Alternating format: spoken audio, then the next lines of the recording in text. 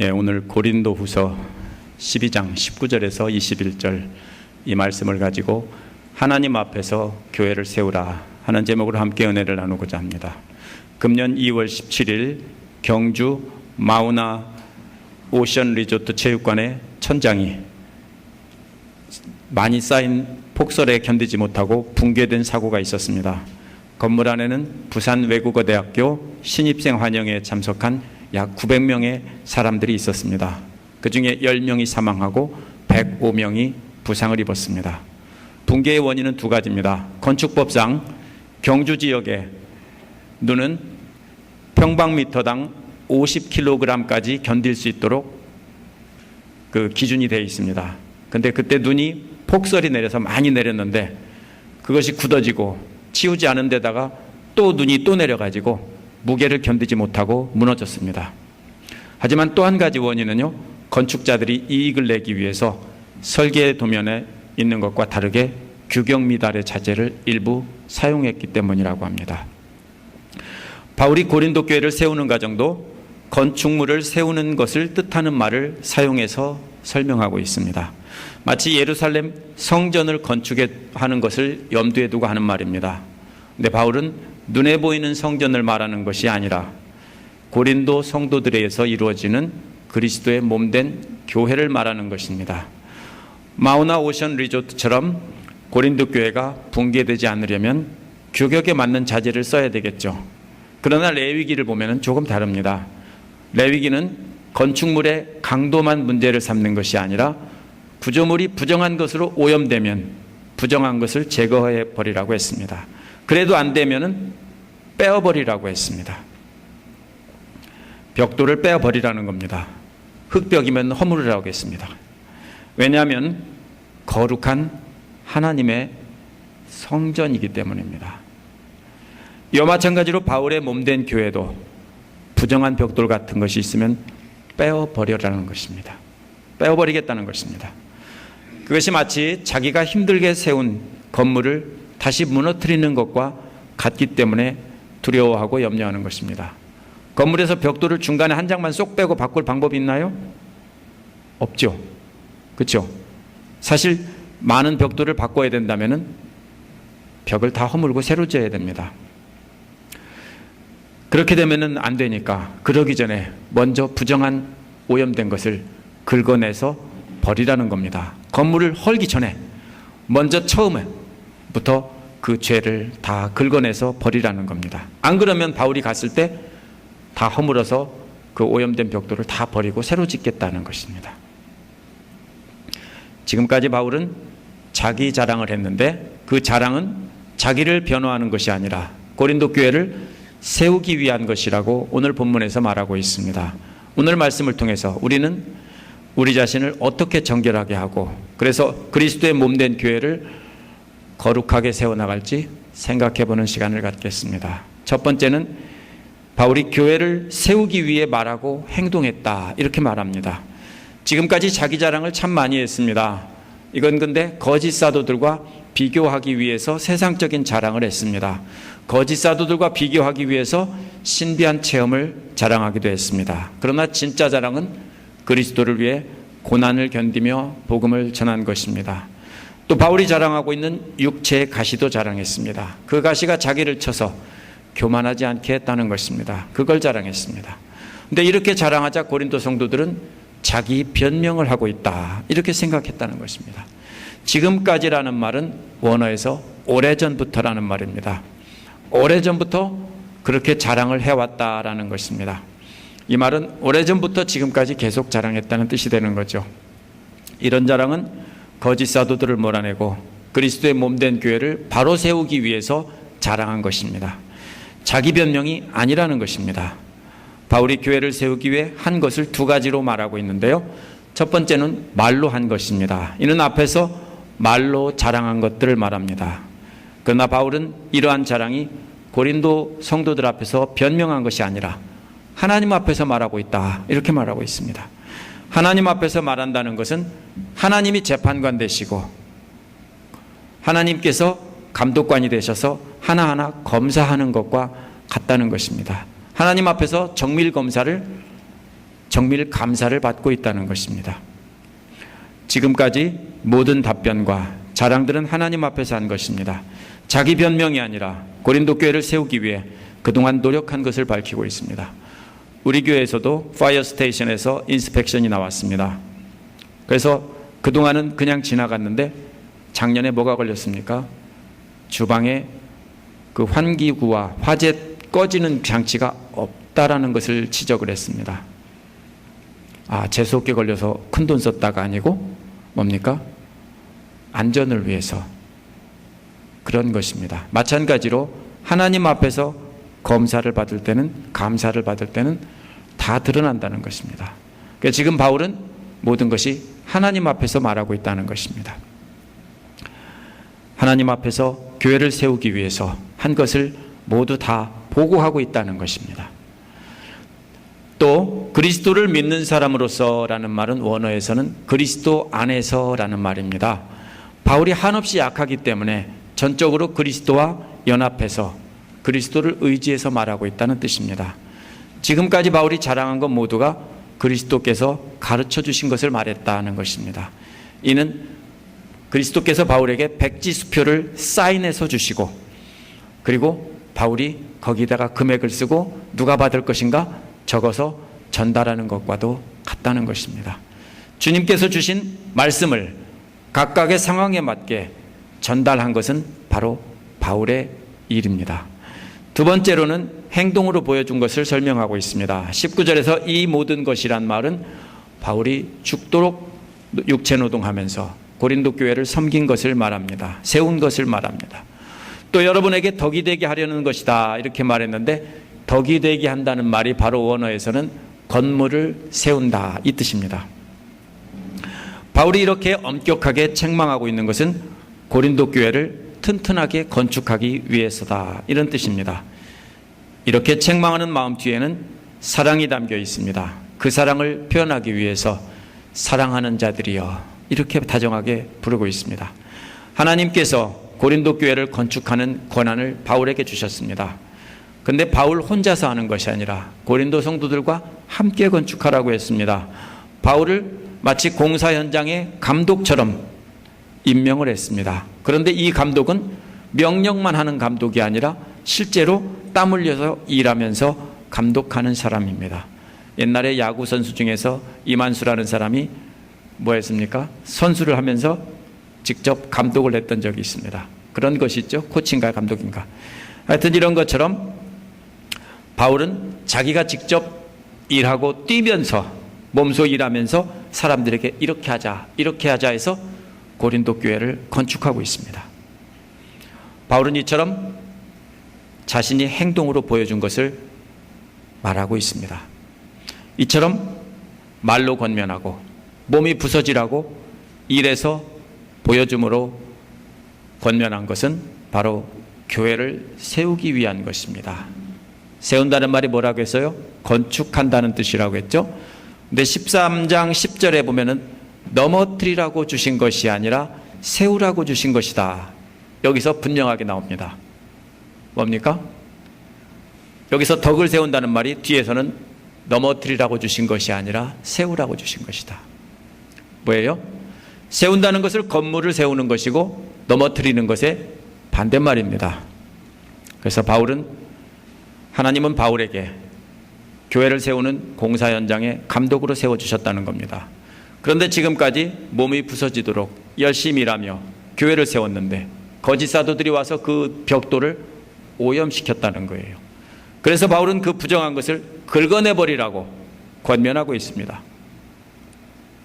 안 그러면 바울이 와서 그 벽돌을 직접 빼어내버리겠다는 것입니다. 그렇게 되면 어떻게 됩니까? 그동안 고생해서 세운 어느 정도가 다 허물어지고 다시 시작해야 되는 것입니다. 그래도 건물이 완공된 뒤에 몽땅 하는 것보다는 낫기 때문에 지금 건축하고 있는 동안에 헐고 다시 짓겠다는 것입니다. 두 번째로는 그리스도 안에서 말하고 행하지 않을까 두렵다 이렇게 말하고 있습니다.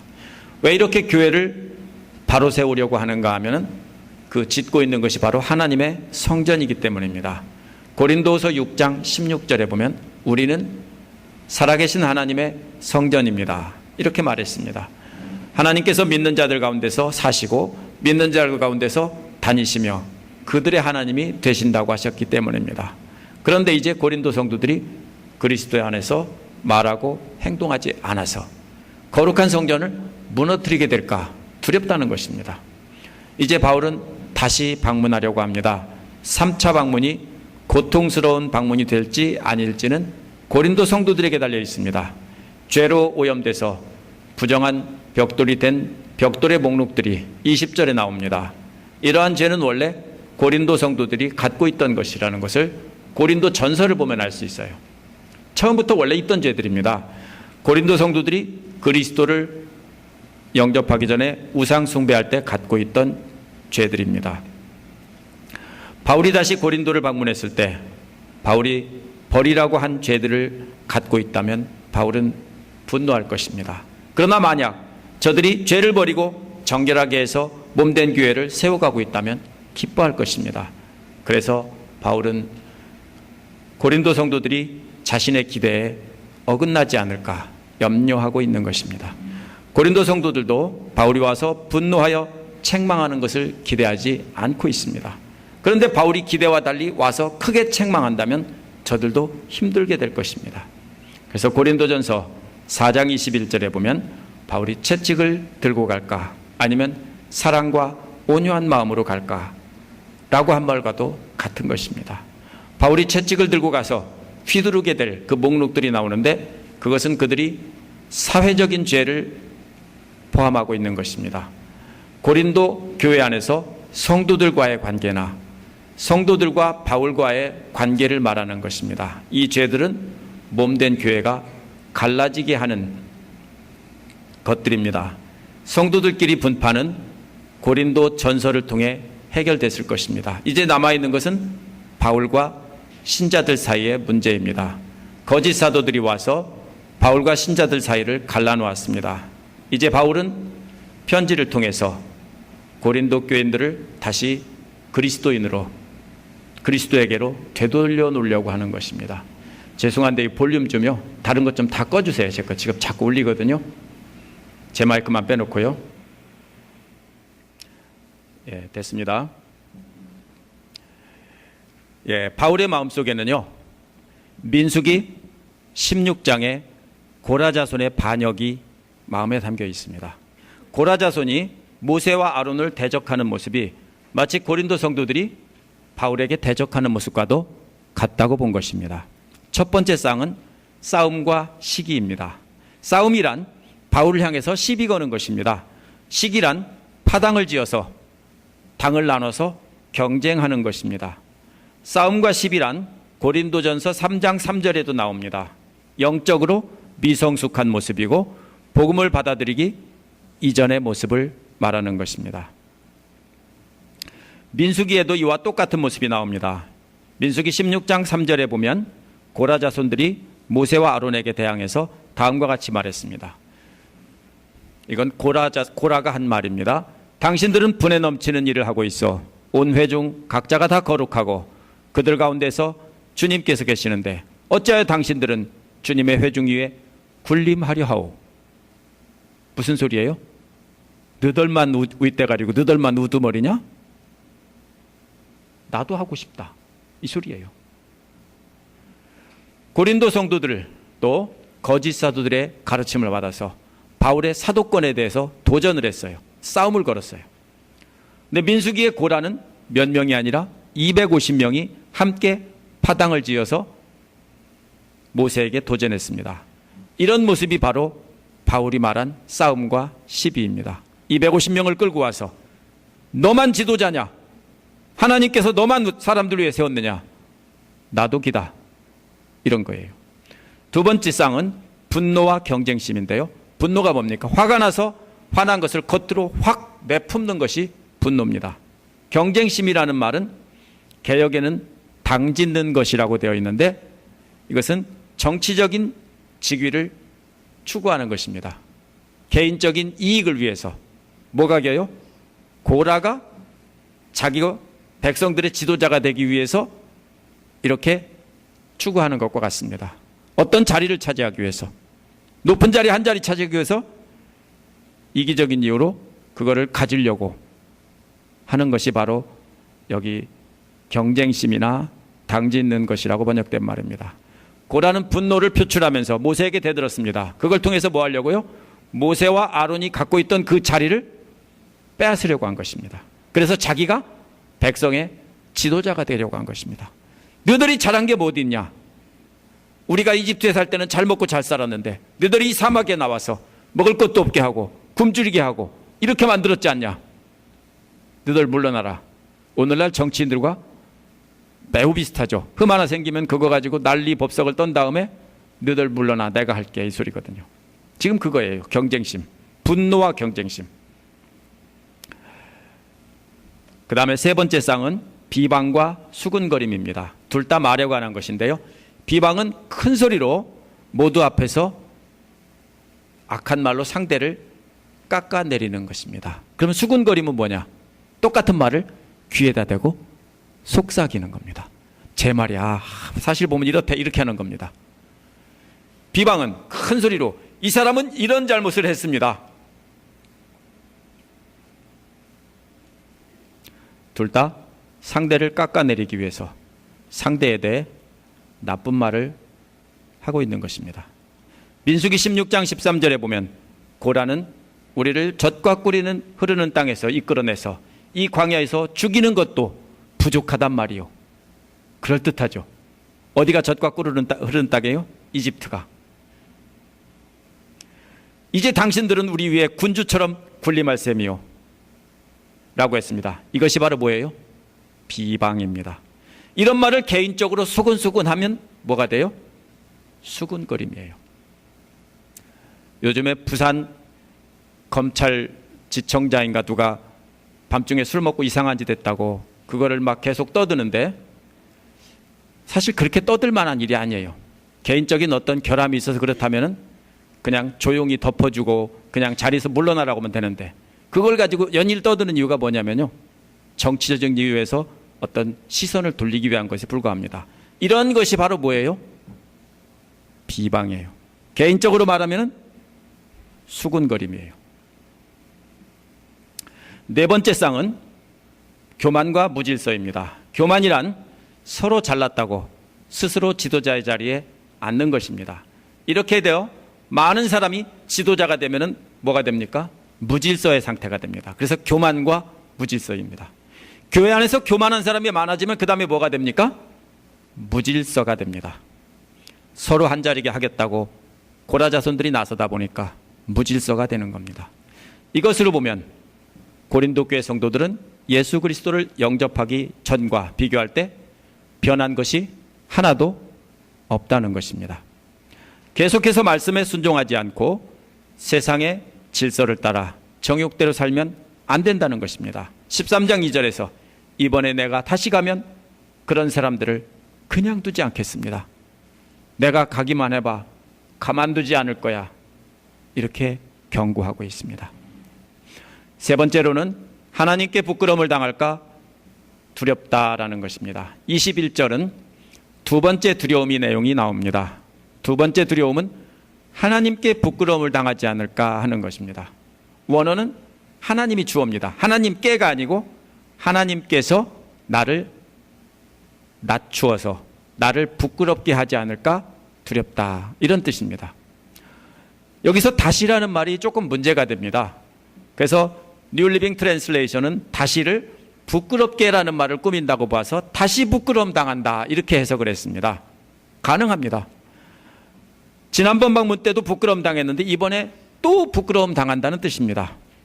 우리가 가진 개역이나 새 번역은 다시 간다는 말을 꾸미는 걸로 해놨습니다. 그래서 다시 갈 때 이렇게 해석해 놨습니다.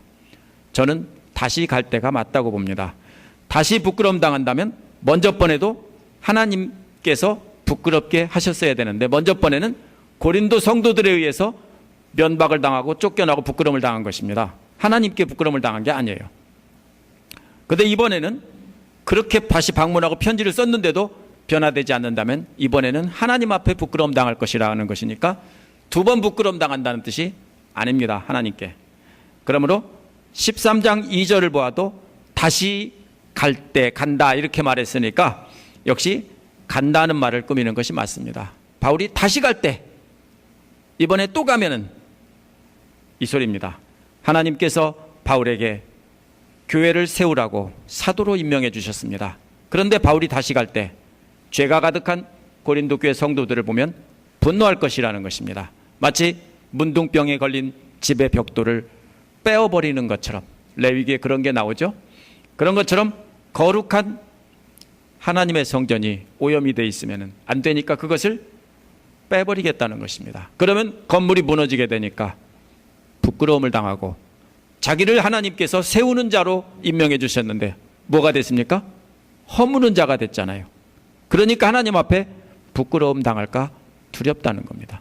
세워야 되는데 거꾸로 허물고 있으니까 만약 그런 상황이 되면 많이 울게 될 것이라는 것입니다. 울게 되는 이유가 뭡니까? 첫째로 계속해서 죄를 범하고 있기 때문입니다. 죄를 범한다는 말은 과거부터 지금까지 끊임없이 계속 그렇게 하고 있었다는 뜻입니다. 두 번째, 회개하지 않는 것 때문에 슬퍼할 것이라고 했는데, 회개한다는 것은 한 번 일어나는 것입니다. 그렇다면 과거부터 지금까지 계속 죄를 범하고 있고 한 번도 회개한 적이 없다라는 뜻입니다. 지금이라도 회개하라는 뜻입니다. 이게 뭔 소리예요? 뭐에 대해서 회개한 적이 없는지 죄의 목록이 나옵니다. 먼저 부정함과 음란함과 방탕함, 이 세 가지가 나오는데요, 이 세 가지밖에 안 나옵니다. 모두 다 성적인 범죄입니다. 이거 전에 갈라디아에서 나왔어요. 고린도 전서에도 나온 죄의 목록입니다. 이는 단순히 성적으로 문란한 것을 가리킨다기보다는 과거 예수를 믿지 않을 때 우상을 섬기면서 우상의 신전에서 행하던 모든 습관들을 말합니다. 순서만 바뀌어서 갈라디아서 5장 19절과 같이 나옵니다. 먼저 나온 것이 부정함인데요, 부정함이란 광범위한 뜻으로 모든 성적인 부도덕을 말합니다. 음란함이라는 것은 부정함보다 좀 더 구체적인 말인데요, 주로 우상의 신전에서 신전 창녀들과 성관계를 맡는 것을 말합니다. 원어로 포르네이아인데요, 영어의 포르노란 말이 여기서 나왔습니다. 그 다음에 이것은 당시 그리스 로마 세계에서 우상, 신을 경배하는 일반적인 일이었기 때문에 크게 놀랄 만한 일이 아니었습니다. 그냥 신을 경배하는 데 참여하는 정도로만 생각하고 음란한 성관계를 했던 것입니다. 세 번째, 방탕함이라고 하는 것은 많은 사람 앞에서 성적으로 부끄러운 짓을 하는 겁니다. 사람들 다 보는 앞에서 이상한 짓을 하는 것입니다. 성경에도 그런 게 나오죠. 사람들 다 세워놓고 다윗의 아들이 다윗의 후궁들과 행위하는 얘기가 나옵니다. 이제 그런 것이 바로 방탕함입니다. 그러면 이 세 가지는 당시 그리스 로마 세계에서 많은 사람들이 행하던 일입니다. 그냥 예수 믿지 않고 살던 사람들이 흔히 행하던 일들이에요. 이 세 가지는 하나님 모르는 오늘날에도 흔히 행하고 있습니다. 갈라디아서에서는 성령의 열매와 반대가 되는 육체의 욕망을 따라 사는 사람들을 가리키는 말입니다. 여기서 문제는 20절에 나온 사회적인 죄의 목록 8단어인가요? 이렇게 쌍으로 지어 나오는 것과 여기서 나오는 세 단어와 이게 서로 다른 사람을 가리키느냐 아니면 같은 사람을 가리키느냐 하는 것입니다. 어떤 사람은 다른 사람을 가리킨다고 하고 어떤 사람은 같은 사람을 가리킨다고 합니다. 만약 다른 사람을 가리킨다면 어떤 사람은 교회 안에서 파당을 짓고 수군거리고 다투면서 바울의 지도권을 빼앗으려고 하는 것이고, 그렇지만 성적으로는 깨끗한 삶을 살고 있다는 뜻입니다. 만약 같은 사람을 가리킨다면 파당짓고 비방하고 싸우는 사람들이 결국 성적으로도 문란한 삶을 산다는 것입니다. 답은 로마서 13장 13절에 나옵니다. 로마서 13장 13절에는 성적인 죄를 뜻하는 방탕함이라는 말과 사회적인 죄를 뜻하는 싸움과 분쟁이 함께 나옵니다. 방탕함과 싸움과 분쟁이 같이 이렇게 나옵니다. 그런데 로마서는 주로 유대인들에게 한 말입니다. 유대인들은 율법을 철저히 지키기 때문에 우상의 신전에는 근처도 안 가는 사람들입니다. 그런데 그럼에도 불구하고 방탕함과 싸움과 분쟁을 다 말하고 있습니다. 이게 뭡니까? 인간의 본성입니다. 그리스도를 알지 못하는 누구나 다 그렇다는 겁니다. 누구나 자기를 낮추어 종의 모습으로 섬길 줄을 모릅니다. 그런 사람이 있어요 혹시? 예수 안 믿는 사람이 자기를 종의 모습으로 높은 사람이 낮은 자를 섬기는 일이 있어요? 그런 법 없어요. 그러니 누구나 지도자의 자리에 서기를 좋아하고 상대를 깎아내리고 짓밟고 올라서려고 합니다. 이러한 속성들은 교회 안에 서로의 관계에서 일어나는 일입니다. 고린도 교회 안에서 그런 일이 있었고요. 오늘날도 똑같이 있습니다. 교회 안에서. 아닙니까? 그러나 성적인 죄의 목록들은 모든 인간들에게 내재되어 있고 또 자기들이 일상생활에서 일어나는 일들입니다. 예수 그리스도를 아는 사람들은 이런 것들을 은혜로 극복할 수 있지만 육신의 욕망을 따르는 사람들은 극복할 수 없습니다. 결국 20절에 나오는 네 쌍의 사회적 죄의 목록이나 21절에 나오는 성적인 죄를 뜻하는 세 단어나 결국 같은 사람을 가리키는 말입니다. 교회 안에서는 분열을 조장하고 다투고 이러면서 세상에 나가서는 옛날에 육신을 따라 욕망을 따라 살던 대로 그대로 산다는 것입니다. 바울은 교회 안에서 행동하고 교회 밖에서 행동을 같이 싸잡아서 이야기하고 있는 것입니다. 오늘 말씀을 정리해 보겠습니다. 바울이 말과 행동으로 자랑한 것은 교회를 세우기 위한 것입니다. 하나님의 교회를 바로 세우려는 것입니다. 하나님은 바울을 몸된 교회를 세우는 현장 감독으로 세워주셨습니다. 그런데 이 감독은 감독하는 자리가 아니라 직접 함께 일하면서 섬기면서 다른 사람을 격려하고 지도하는 자리입니다. 이런 자리에 서서 바울이 염려하는 것은 그동안 수고가 헛될까 하는 것 때문입니다. 만약 부정한 벽돌을 발견한다면 모두 빼버려야 하는 것처럼 그러면 건물이 허물어질 것이기 때문에 걱정하고 있습니다. 만약 허물지 않으면 어떻게 될까요? 나중에 수천 명, 수만 명을 죽이는 그런 건물이 된다는 것입니다. 오늘날 어떻습니까? 교회도 세상적인 기준에 따라 잘못 세워지면 그렇게 됩니다. 마우나 오션 리조트처럼 많은 사람을 죽고 다치게 만듭니다. 삼풍백화점처럼 많은 사람을 죽게 만듭니다. 그러나 오늘날 세상적인 원리가 교회 안에서 그대로 적용되는 것을 수도 없이 볼 수 있습니다. 그렇게 세속적인 복음을 따라 부정한 성도들이 모인 교회를 만든다면 나중에는 그 교회에 들어오는 사람을 모두 다 멸망하게 만든다는 것입니다. 그러나 우리는 검사하는 사람들의 눈만 속여서 준공검사만 받으면 되는 그런 건물을 짓고 있는 것이 아닙니다. 우리의 준공검사를 누가 합니까? 하나님이 하십니다. 그러므로 하나님이 잘못 지어졌다라고 하면은 하나님의 기준으로 볼 때 아닌 것은 가차없이 허물고 다시 지어야 합니다. 다 짓고 나서 허무는 것보다는 중간에 허물고 다시 세우는 것이 옳다는 것입니다. 먼저 우리가 조심해야 될 것은 고라와 같은 마음입니다. 우리가 흔히 모세가 되죠. 읽으면은. 그죠? 그래서 고라 나쁜 놈 하지만은 실제로 사는 모습은 뭐 같습니까? 고라같이 그렇게 할 때가 많습니다.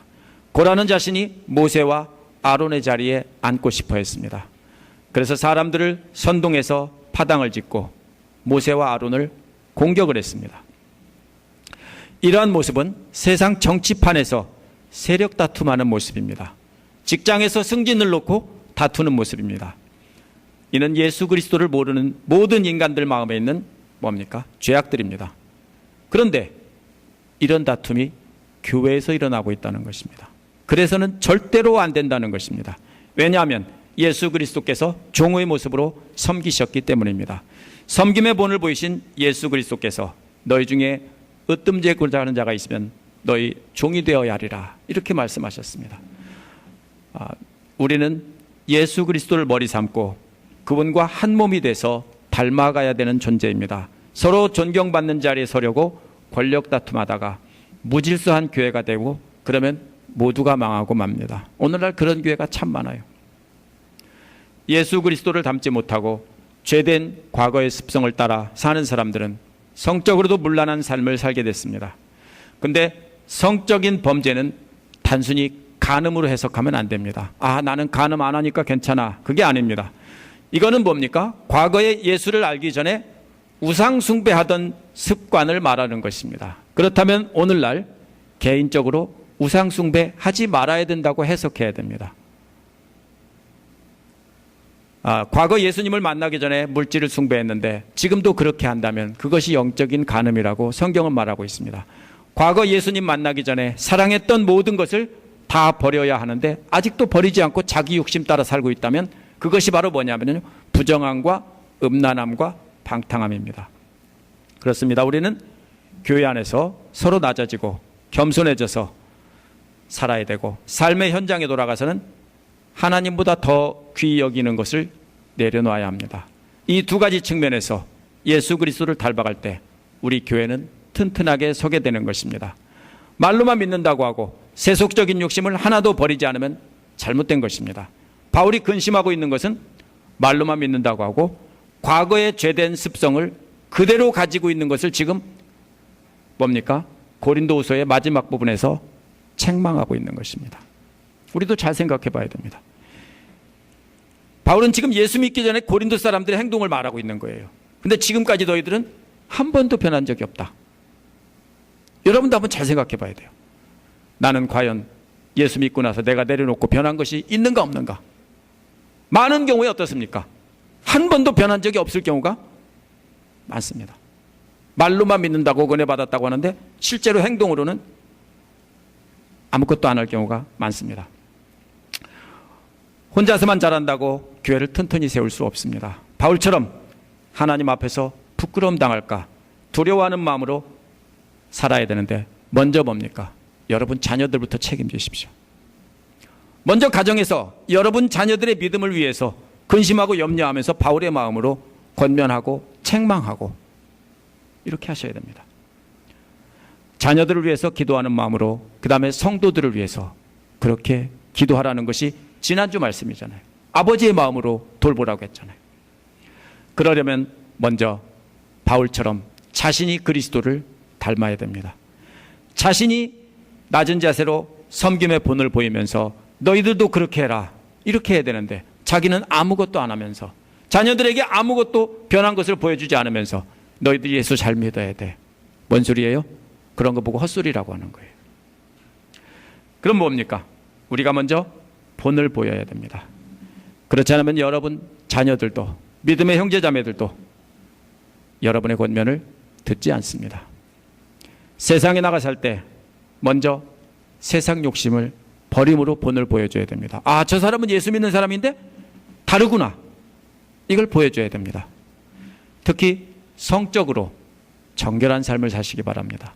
부부간에 서로 사랑하며 행복하게 사시기 바랍니다. 여러분의 가정부터 하나님의 거룩한 성전입니다. 그럴 때 여러분은 만나는 사람들을 여러분을 보고 예수 그리스도를 볼 것입니다. 그럴 때 우리를 통해서 여러분의 가정과 우리의 교회가 하나님 앞에서 튼튼히 세워질 것입니다. 절대로 옛날 것 가지고 그냥 살면서 천국 간다 이렇게 생각 마십시오. 기도하겠습니다.